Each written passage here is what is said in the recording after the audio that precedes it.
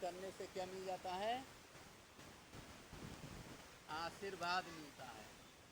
प्रणाम करने से क्या मिलता है? आशीर्वाद मिल जाता है। किसका आशीर्वाद मिल जाता है? भगवान का आशीर्वाद। माता पिता को प्रणाम किए तो किसका आशीर्वाद मिल जाता है? भगवान का आशीर्वाद मिल जाता है। गुरु को प्रणाम किए तो किसका आशीर्वाद मिल जाता है? भगवान का आशीर्वाद। माता पिता का प्रणाम करने से कौन प्रसन्न होता है? भगवान प्रसन्न हो जाते हैं। और गुरु का प्रणाम कर लेने से कौन प्रसन्न हो जाता है?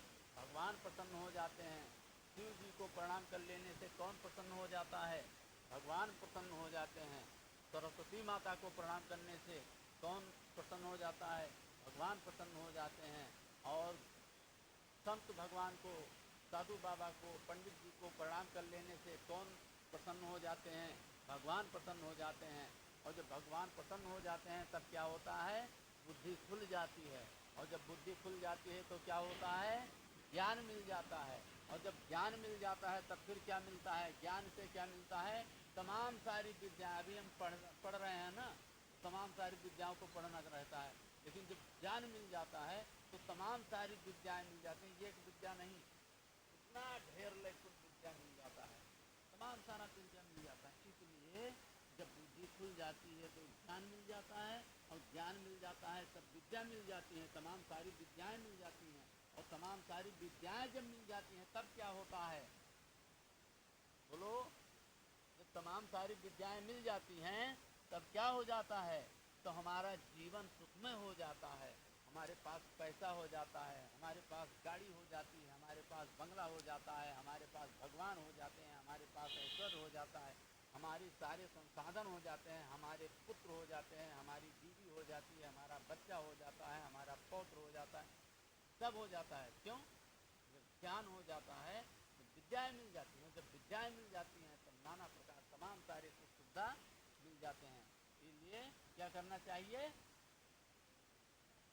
माता पिता की प्रणाम करनी चाहिए, गुरु को प्रणाम करना चाहिए, भगवान को प्रणाम करना चाहिए, संत भगवान को प्रणाम करना चाहिए, पंडित जी को प्रणाम करना चाहिए, धरती माता को प्रणाम करना चाहिए, सबके अनुशासन में रहना चाहिए, भगवान की पूजा करनी चाहिए। और भगवान का पूजा हो रहा हो वहाँ पे शोर नहीं करना चाहिए। अगर हम शोर करेंगे तो कौन नाराज हो जाएगा? भगवान नाराज हो जाएंगे। और जब भगवान नाराज हो जाएंगे तब क्या करेंगे? केवल एक काम करेंगे, क्या करेंगे? बुद्धि बंद कर देंगे। और भगवान प्रसन्न हो जाएंगे तो क्या मिल जाएगा? बुद्धि खुल। भगवान प्रसन्न हुए तब क्या हो जाएगा? बुद्धि खुल जाएगा। और जब भगवान नाराज हो गए तब क्या मिल जाएगा? बुद्धि बंद हो जाएगा। और जब बुद्धि खुल जाएगा तब क्या हो जाएगा? ज्ञान हो जाएगा। अगर बुद्धि बंद हो जाएगा तब क्या हो जाएगा? हम बेवकूफ हो जाएंगे, मूर्ख राज बन जाएंगे। तो मूर्ख राज बनना है कि ज्ञानी बनना है? कितने लोगों को ज्ञानी बनना है?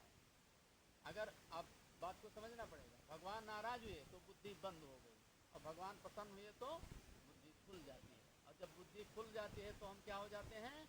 ज्ञानी हो जाते हैं। और अगर बुद्धि बंद हो गई तो क्या हो जाते हैं?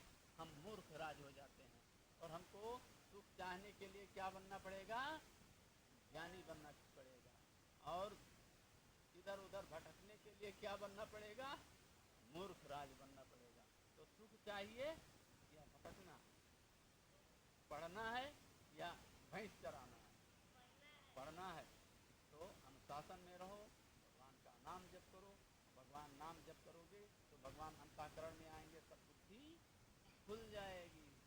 बोलो राजा रामचंद्र भगवान की, बोलो श्री हनुमंत लाल जी महाराज की, बोलो शिव गुरु परमात्मा की, बोलो जगत गुरु परमात्मा की, बोलो सदगुरुदेव भगवान की, बोलो आज के आनंद की।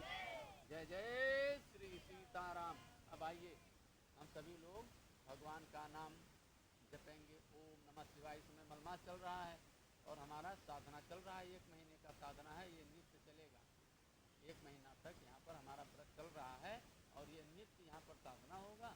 और भगवान की बढ़िया से विधिवत पूजा होती है।